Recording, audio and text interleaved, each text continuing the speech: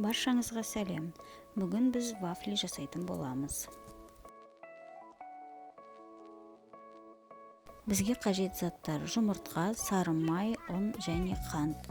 Мөлшері барлығы описаниеда көрсетілген. Бірінші жұмыртқамызды жақсылап миксерлеп аламыз.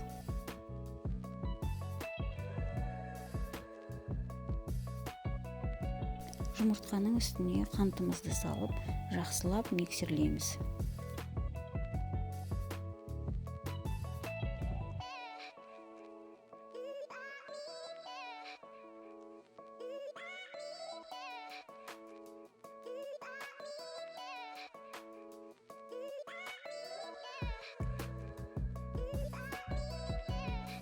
Миксерленген қант пен жұмыртқаның үстіне комната температурасында жылып тұрған сары майымызды салып, тағы да жақсылап миксерлейміз.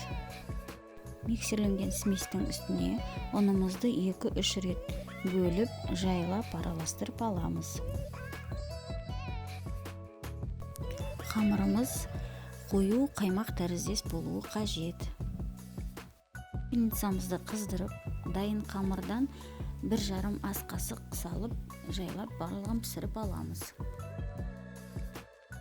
Қытырлақ әрі тәтті вафлиіміз дайын. Менімен бірге әзірлейсіздер деп ойлаймын. Сіздермен болған Ақерке.